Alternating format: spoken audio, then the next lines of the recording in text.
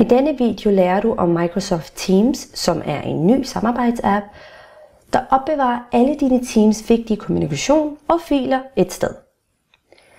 Det rigtig gode ved Teams er, at du nu har muligheden for at kunne bruge blandt andet OneDrive, OneNote, Excel, PowerPoint og selv Skype for Business alt sammen et sted, så det hele er integreret.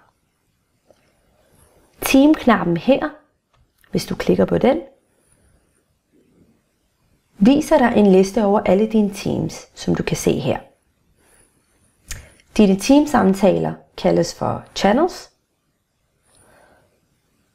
og kan organiseres som du vil, som emner, afdelinger, projekter eller bare noget for sjovt. Channels er åbne for alle på holdet, så alle kan se, hvad alle taler om. I fanen øverst oppe i kanalen kan du tilpasse dit Teamspace ved at holde filer, noter og andre apps, hvor alle kan se dem. Og når du har brug for at dele noget hurtigt, kan du blot klikke på knappen hernede, start mødet og få alle til at deltage. Denne service er integreret med Skype for Business, så du får både beskeden i Teams og Skype for Business. Ønsker du at chatte med en person i en gruppe, så er det også meget nemt.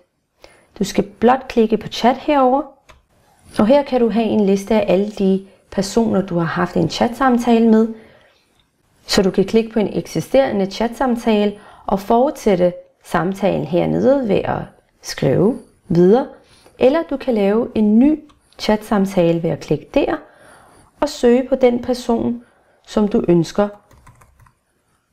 at skrive med. Og hvis du så ønsker at ringe til folk fra chatten, kan du gøre det lige her. Og her kan vi se, at Adele hun er ikke reachable. Hende kan vi ikke få fat i, så vi prøver bare igen senere. Klik på Activity. Og her kan du svare på dine beskeder, samtaler, som du er en del af. Det at have styr på sin tidsplan er også meget nemt. Bare klik på møder her.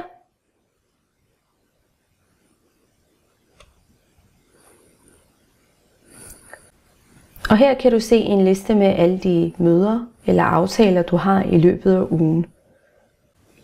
Og du kan faktisk også oprette et møde direkte heri.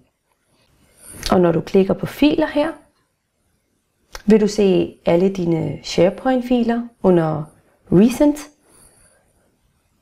Og dine personlige OneDrive for Business-filer er et sted. Det at kunne samarbejde med stort set alle i din organisation er også meget fint, men hvad med at have det lidt sjovt med sine kollegaer? Klik på en smiley her, og få adgang til alt fra emojis til gifs, stickers og memer, som du kan redigere som du vil for at fremvise dit teams personlighed og tilføje lidt sjov til samtalen. Her kan vi prøve at sende noget til Adele. Og her kan du bare tilføje en tekst, som du synes passer bedre, så vi kan sagtens redigere det til noget, du synes, der passer bedst til den samtale, du er i gang med. Du kan selv prøve Microsoft Teams af og se, hvordan du kan gøre samarbejdet let og flydende for dig og dit team. Tak fordi du kiggede med.